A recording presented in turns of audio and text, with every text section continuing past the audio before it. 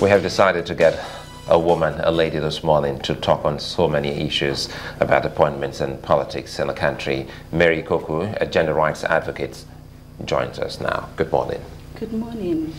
Well, we were a bit, we were having this discussion with Elijah Mohammed. I don't know if you watched his segment, and we were about the appointments so far. 35 of them, and not a woman. But looking at the mix of things, are you satisfied with the appointments of this present administration for now? No. But I would say it's rather too early in the day to, give a final no. So but right now is... If it's too early in the day, sorry to butt in there, if it's too early in the day, perhaps you should be able to put them back on track if you feel that they have strayed or they're about to stray. So what would you love to see in the days to come? In the days to come, practically what I would like to see is a lot of involvement of the women. Particularly knowing fully well that democracy is all about representation of people. And women, you would say, make up 50% or over 50% of the population. So you can't ignore this huge percentage of the population in appointing positions.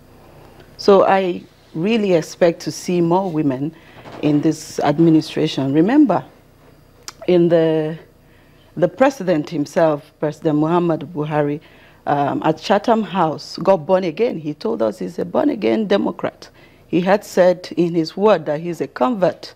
He has been converted to a Democrat. So in the spirit of democracy, it would only make sense, good sense, that we find inclusion of women in this administration. What caliber of women, because some would say not just women, so what caliber of women would you love to see come on board?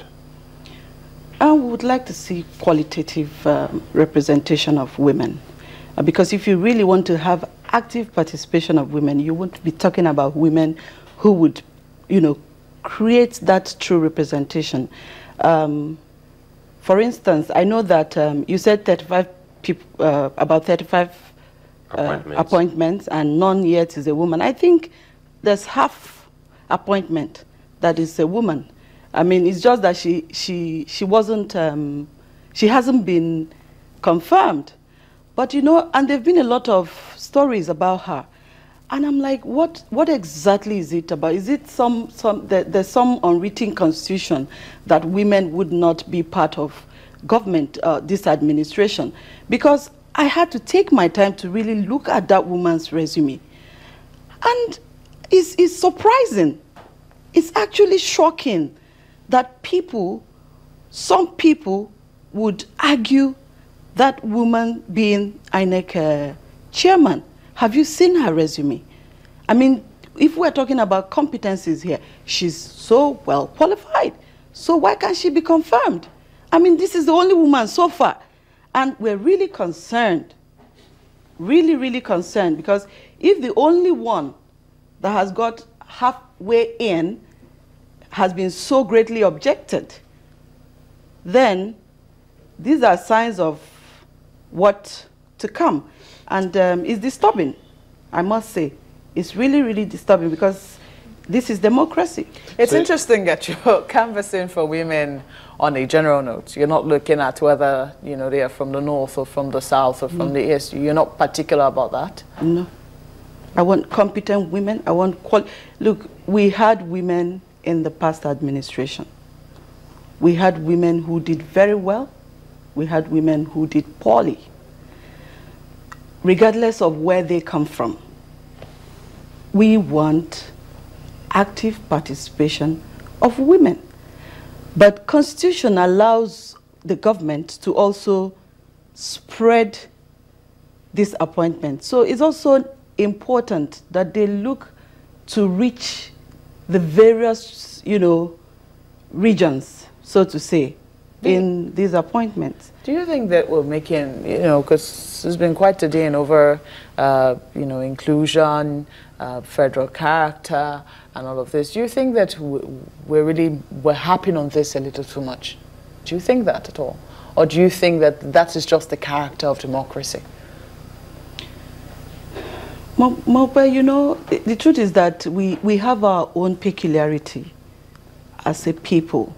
There's something, this diversity in the country, there's unity in this diversity. So how do you really account for that unity if a section of the country isn't, you know, included? So for me, there's another section, and this makes 50% of the population, if not more. Why leave them out? What kind of policies would you be making if you don't have all this inclusion? I don't think we're overflogging these things. It's just asking that the right thing be done. That in doing the right thing, there has to there's a school of thought that says before you take the next step, you need to do an examination of how you got to where you are. Mm-hmm. Now, Mr. Mohammed was here and he talked about that they're still sorting out themselves to make that step. You said it's too early to judge. There are many out there, many Nigerians who are not even interested in that. Ebun has said it here that the journey of 1,000 miles begins with one step. True. So from there you can determine direction. What's your take? Well, I said it would be too early to give a final answer.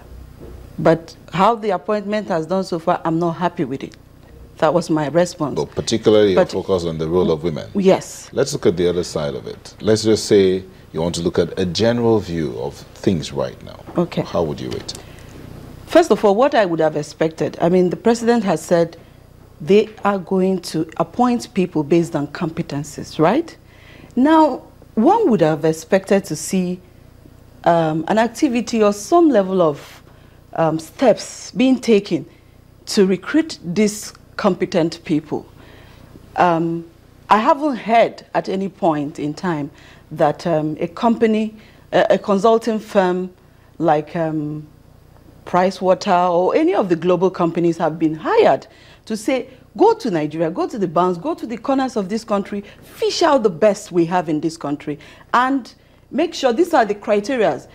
Gender is included, these geopolitical zones and all of that. And these are prerequisite qualifications you need, they are looking for to appoint people into these positions.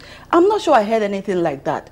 So how really are these people going to be appointed? What is the process?